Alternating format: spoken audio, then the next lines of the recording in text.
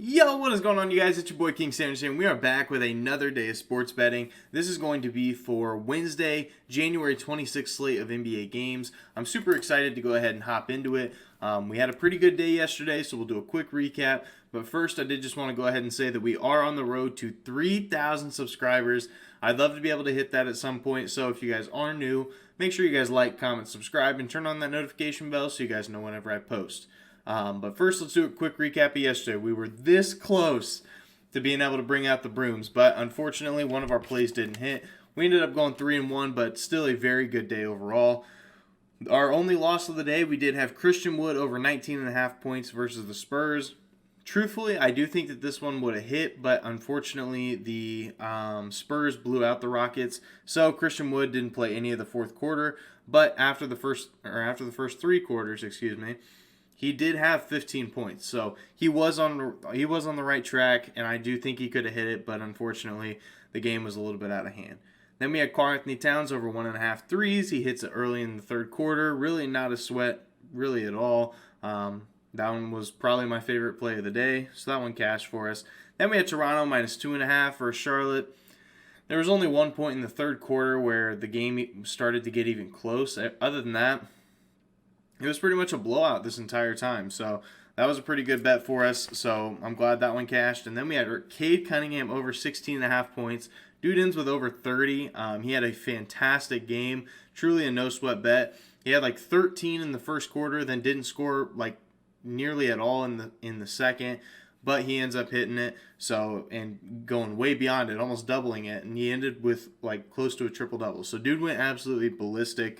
So shout out to Cade Cunningham. That was a great game. So we ended up going 3-1. So if you guys did tail me, make sure you guys let me know down below.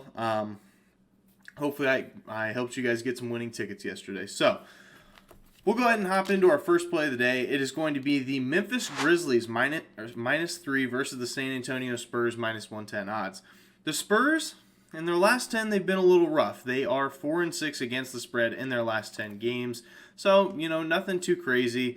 And the Spurs, well, as an underdog, they've been even worse. So pretty much any time that they are supposed to be losing this game, or losing the game, they pretty much do. So they are 16-17 as a underdog. So, it is kind of a coin flip. And at home, it really is a coin flip because they are 12-12 at home. So either way, they pretty much, they cover one and then they don't cover one. And like I said, they blew out the Houston Rockets the night before. So I do think that the Spurs, I think they'll have a rough night against a Memphis Grizzlies team. And the Memphis Grizzlies, they've been really great recently, truly great. They are 7-3 against the spread in their last 10 games. They also have the third highest cover percentage in the entire NBA, which is an interesting stat. I didn't know that. But they do have the third highest cover percentage, which is kind of cool.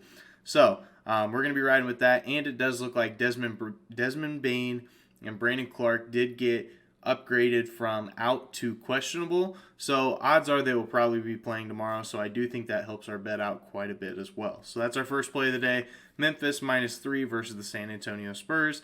Minus 110 odds. Our next play of the day is going to be a plus value play. It's going to be Julius Randle under 8.5 rebounds versus the Miami Heat plus 100 odds. Now, Julius Randle, he has gone under this rebound line in 2 of his last 3 games, so he, hasn't been tremendous when it comes to rebounding the basketball, and I do think this line is just a touch high, but it's kind of hard to judge because if you look at it, versus the Heat in his last 5 games versus them, here's been his rebound log. 8, 8, 13, 8, and 8. So, literally, he has finished right on the hook 4 times. 4 times in his last 5, so I definitely get why this line is 8.5. It really just makes you kind of flip a coin there. But I do think he does get under this line.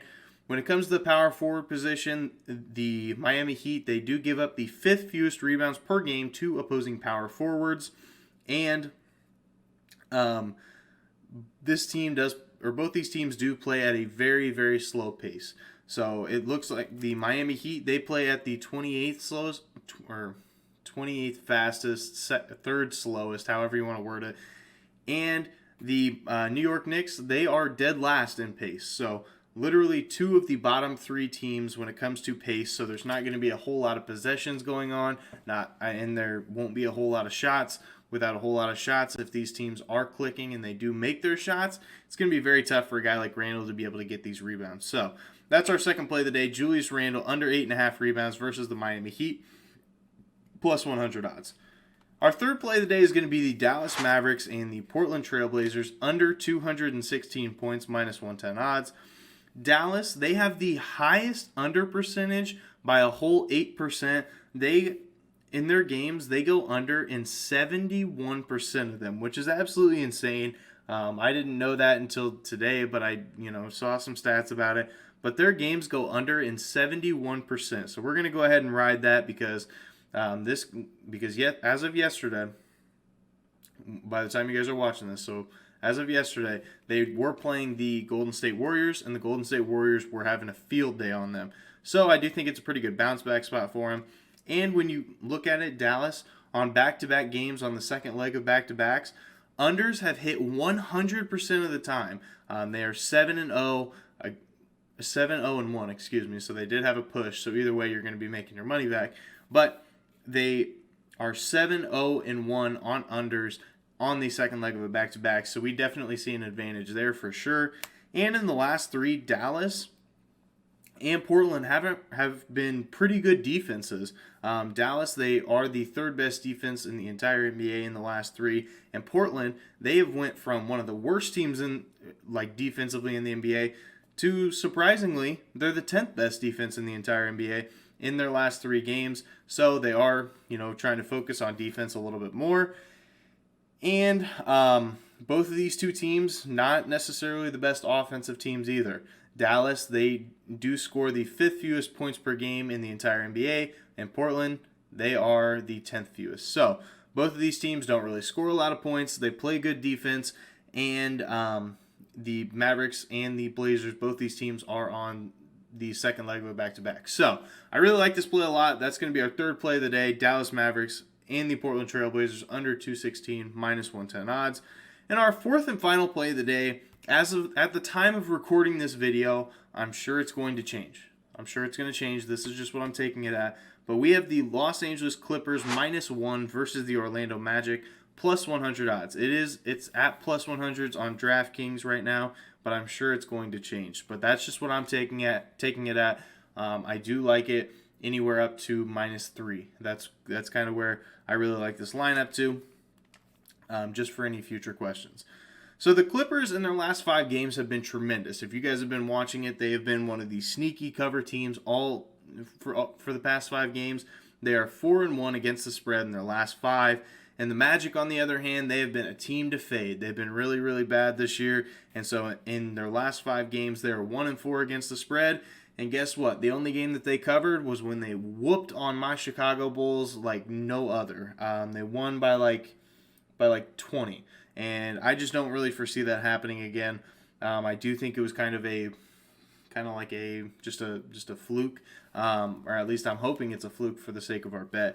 So it does look like Mo Bamba is questionable as well. Hopefully he is out for the sake of this bet, just because he has been really, really good this year. And so I do think that with him out, it's going to give us even more of an advantage. And the Clippers, as an away favorite, they are 4-3 against the spread, so they do cash more often than not by a whole lot. But the Orlando Magic have been awful at home this year, completely and utterly awful. I know they've dealt with some protocol stuff, they've dealt with some injuries, but they are 5-15 against the spread as a home team. So they've been really, really bad recently, and so I just don't really think that there's too much that we can really do about it. So I do think we see an advantage there. So that's my fourth and final play. Los Angeles Clippers -1 versus Orlando plus 100 odds. I may add another play to my Twitter. There was one that I was really liking, but I was just kind of waiting on a line. So that is going to do it for today's video. If you guys did enjoy, make sure you guys like, comment, subscribe, and turn on that notification bell so you guys know whenever I post. We did have a good day, and we are on the road to 3,000 subscribers, so hopefully we can hit that soon. But for now, this is King Center signing out. Peace.